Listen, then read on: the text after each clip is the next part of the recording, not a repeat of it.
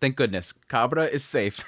After a week-long wait, we get to find out that Cabra is safe. I still don't know why the name was crossed out. It just felt like because she crossed it out, she took her out, but she looks like she's safe. Maybe she crossed it out because she realized that she can't use Cabra's weakness against her. Maybe that was the reason. Again, she could have crossed it out thinking that, oh, I know where it's at. Time to go kill her. Like, she's as good as dead. Might as well cross it out now. But yeah, we did find out in this episode, it's not the only way to kill a vampire, which I guess I could assume that. I mean, throw him in the sunlight or something like that. There's some other way that you can kill a vampire. It doesn't have to be this weakness that she found, but it does sort of lend into, again, the shock that they had about the idea of the weakness. That this is something they didn't really know before, and that it was just like pure instincts. Maybe, again, this is this aspect of they just don't talk about it, because why would you talk about your weakness?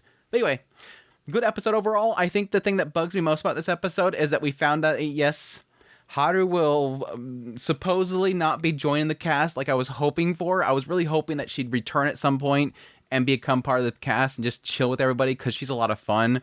But it seems like, based on what Kabata said, Haru's dead. They off-screen killed a character. Who does that anymore? I was so mad. I'm like, you off-screened her? You literally offed her off-screen? Like, who does that anymore? Writers, they don't do that no more. They did. They did. They literally said that she was so weakened after the birth and she wasn't drinking blood because she already decided the moment that she got with this guy that she was not going to drink human blood anymore. And in that wakened state, she died. And then shortly later, the husband came to Kabata and said what happened, and he left, and he died too. Like, this sucks. This sucks. I hate the fact they're off-screen this character. I guess it technically makes sense. I'm assuming that in her weakness, that's when she wrote the letter. Maybe that's what the husband brought her. It was nice to at least see that Kabata liked the guy, like seeing that he was an earnest, good man. And so that whole like envy that she has for him is really in the fact that she just loved Haru so much, and it sucked that somebody else got her. She was in love with Haru, and she went off some other guy, and then come to find out they had a child together. There's going to be jealousy there. But she still at least acknowledges that this is a good person. It makes sense why Haru got with this guy. He seems like he's okay. She approved her. But yeah, it was kind of interesting. And I sort of do feel like, even though Kabata could be wrong, she could be lying to Nazuna. I don't think that's the case, because as we kind of seen with this conversation in the very opening sequence here, after telling Nazuna the truth about her mom, oh yeah, by the way, something else here, your mom's dead. I have a feeling that Kabata knew that Nazuna wouldn't actually care. Like, Nazuna's never met her. Like, even when Nazuna was talking to Ko, she's like, it's not that deep. I never met her. Let's simplify it. I found out that my parents I never knew are dead. And I got to learn a bit more about myself. Thank you guys for helping me find out more about myself. It's unlocked some more memories that I have in my past, which is cool. We'll get into in a minute. But the fact that during this conversation, when Kabata is talking about destroying her things from her past, she wasn't really, like, too attached to the world. She's like, well, if something happened to me, that was fine, because I'm not too attached to this world. I just have one thing left to do. And that is to make sure that Nazuna turns somebody. That's the last piece of puzzle in this whole thing. Now, I kind of wonder about that. I really do wonder about that. Because yes, Kabata was assigned by Haru, or at least requested by Haru, please take care of my daughter. She's here, she doesn't know anything, I don't even know how she's going to turn out. Please take care of her, show her the ropes and all that kind of stuff. And that's what Kabata has been doing. Showing her how to be a vampire, how to drink blood, do what she does, talk, all this stuff. Take care of herself. She raised Nazuna from an infant to an adult. That was her goal.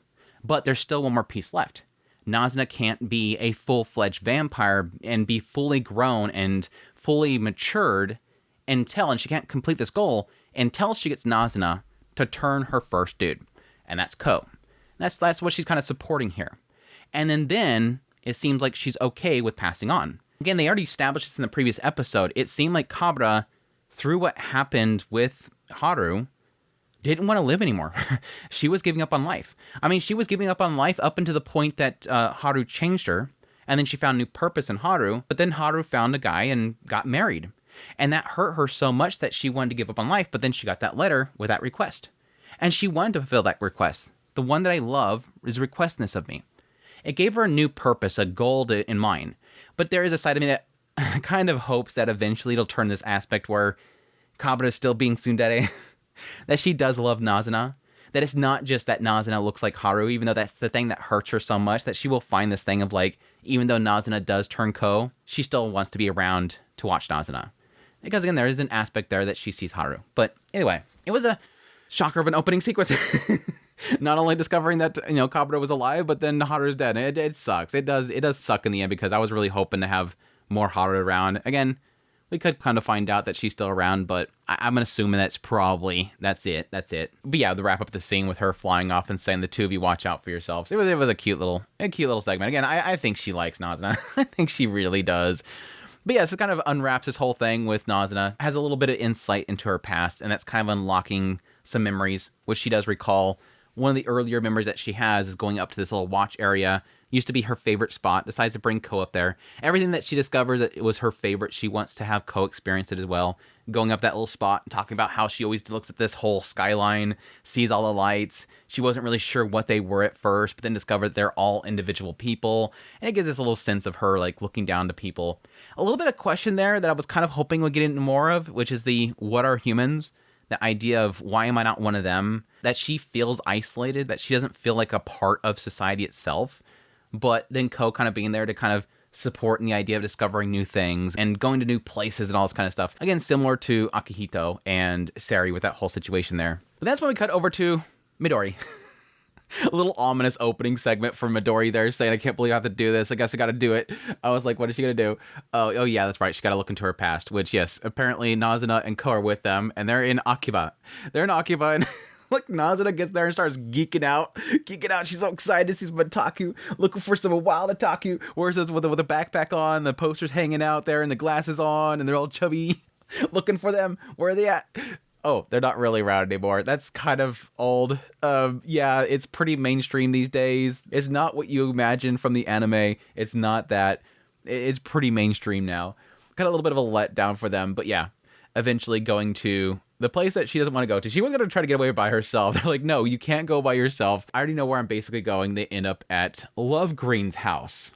Yes, the first person that Midori had changed over, his name is Love Green, or as he likes to be called, LG. But yeah, I immediately picked up on that guy's voice. Immediately picked up on the seiyu for him, and that's Rudius. Rudius, the old Rudius of Mushoku Tensei.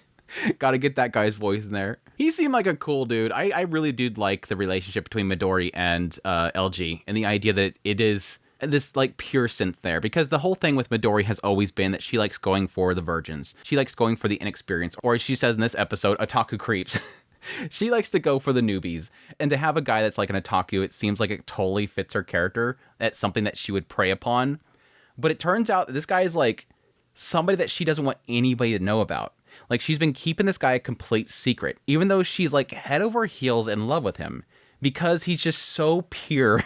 He's so nice. He always listens. He's never argumentative. He's the coolest and greatest guy ever. And she doesn't want to bring him into the pack because she's afraid that all the other girls will steal him away because he's so nice.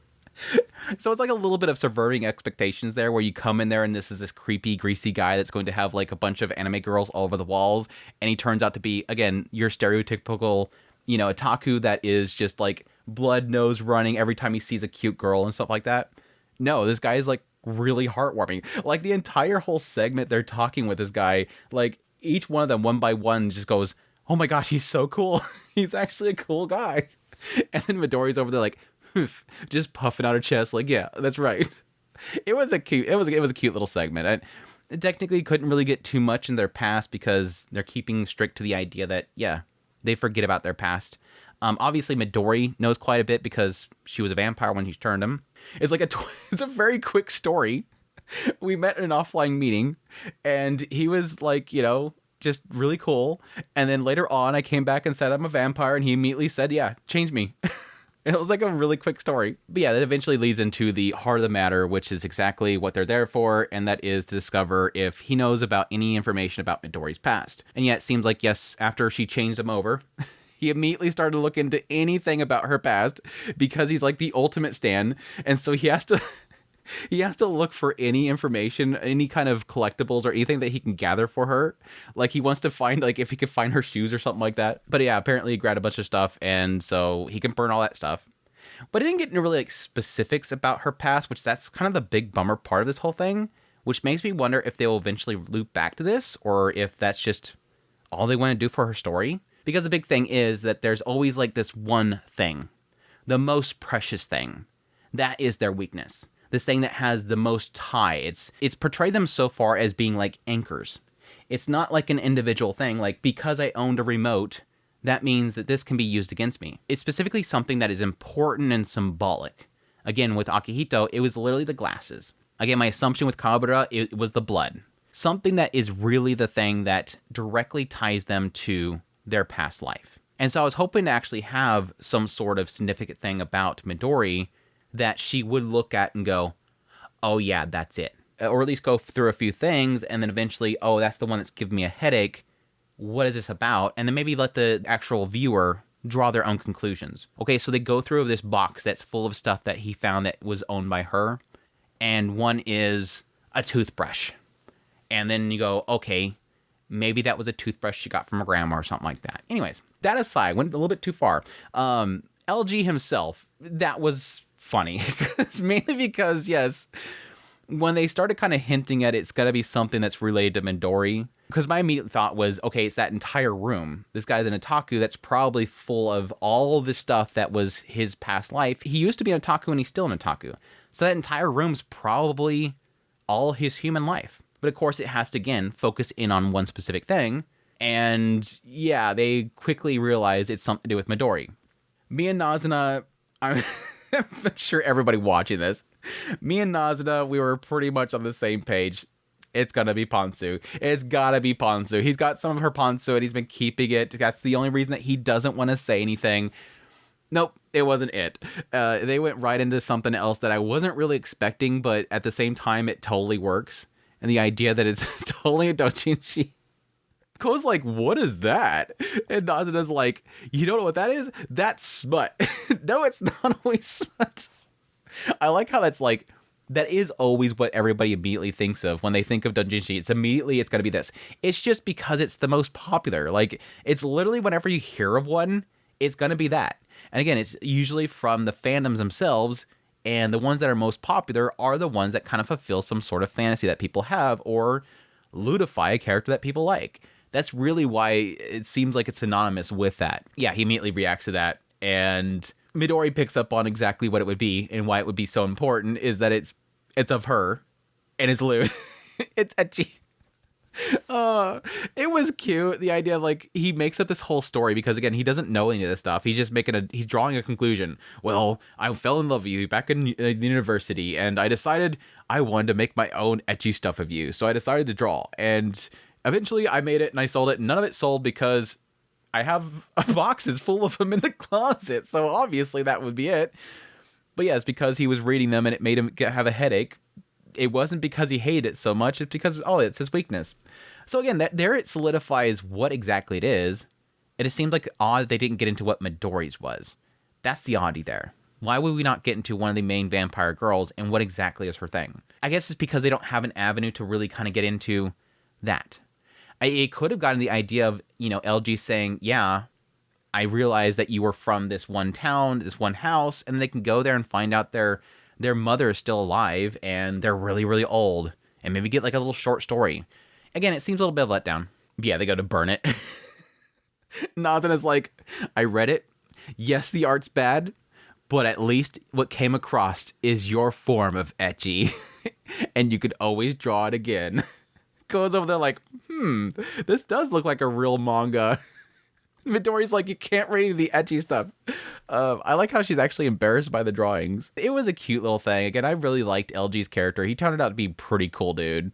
Just a very respectful dude. Like, he just seemed like a very respectful dude. Anyway, they wrapped up the episode with a little brief shot of Ko leaving his house, bumping into Nazuna, and she's ready to do a little bit of a journey of discovery. Again, the fact that she's pretty much recalling some stuff from her past, and she ends up taking him to a school.